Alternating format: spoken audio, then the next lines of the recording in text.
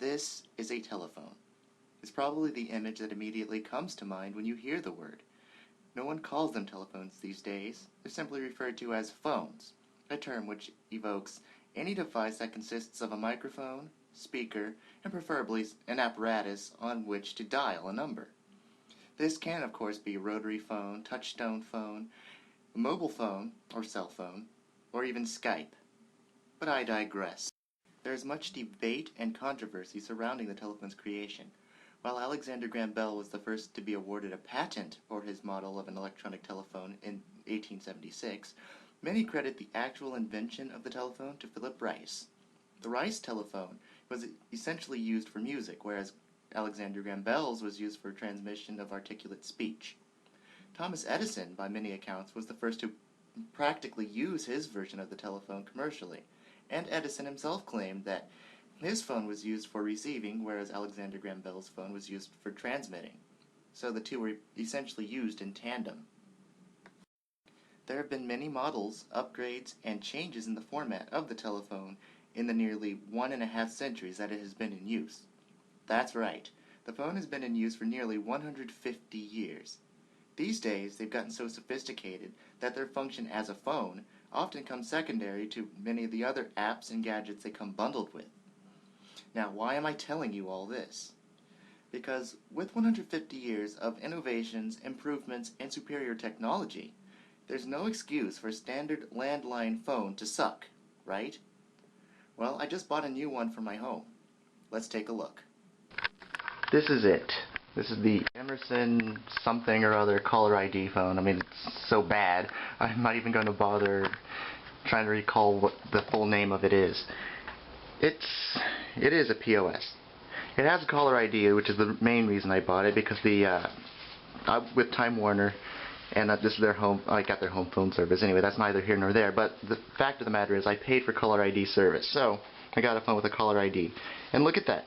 It doesn't light up at all. You can barely read it, and I can't even find a feasible angle to shoot this so that you can actually see any of the digits on here.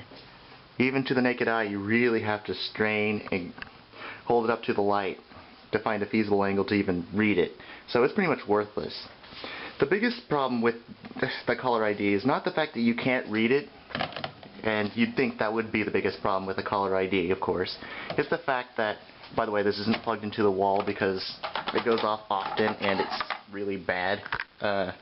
When it rings, it sounds horrible. But the biggest problem with the caller ID is it requires 4 AA batteries just to run it. I don't know why they can't power it through the wall. All other phones that I've had that weren't cordless in any way, or even the cordless ones really, they didn't require an extra battery to power the dang thing, right? Right. So that was one of the bigger disappointments. Another big disappointment is the fact that on the packaging, by the way, this came in one of those indestructible plastic things that no one can open without causing physical harm to themselves, is the fact that nowhere in the instruction manual, or on the packaging I should say, does it say that you need 4 AA batteries to use the caller ID. It says right here, not even on the side where the caller ID is. See, I can't even get it. There we go. Print so small you need a magnifying glass. Anyway, that you need 4 AA batteries. Hi, Dasha. Hi. Oh, and that's Missy down there. She's kind of the mascot of the household, I suppose. She's more entertaining than this review is, and the phone. Of course. Not that I'm supposed to be entertained by this. Like I say, it's just bad. The package doesn't say you need AA batteries. Hey, it's me. And here we go. Here's my BlackBerry. I do actually have a mobile phone. I just needed that piece to have one for the home, just as a backup, and it has come in handy. But it's bad. The ringer sucks. Oh, one highlight. It does have nice large buttons. They press really well. You can actually read them. You have an option, by the way, on this side here, to turn off the ringer. You don't turn it down, you just turn it off. I don't understand why you'd need that. Except for maybe at night, because that ringer is horrible. And I'm going to spend the rest of this review looking at Missy. Hi Missy, how you doing? But the phone sucks, it's terrible.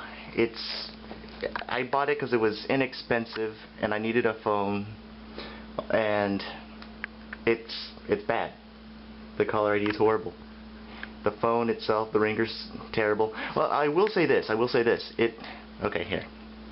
I will say that it sounds, I mean, the audio quality is very clear. It's actually, you can really hear what people are saying. Not that you necessarily want to in all instances, but sometimes it hangs up. Yeah, but I don't know if that's a fault with the phone or with the service or whatever. Time Warner's kind of sketchy, but yeah, that's it. I got nothing. This phone isn't really worth your time. If you, let's see, want the Slimline caller ID phone for your home, and just because if you need a phone just for like a room that doesn't happen to have a phone in it, and you don't care if it has a cord or not, I'd go with it. It functions alright as a phone, it really does. It has nice big buttons that you can easily read. If you need the caller ID, you could do a lot better. You don't want to have to buy batteries for your caller ID to work when it's plugged into the wall. That's just stupid to me. The caller ID doesn't even draw that much power. It has no backlight, so you really can't read it. You can barely... Let's see. Yeah, I mean the digits are so small anyway. You couldn't read them very well if it was backlit. It's a bad caller ID. It's a decent phone. Bad caller ID. You could do better with anything else.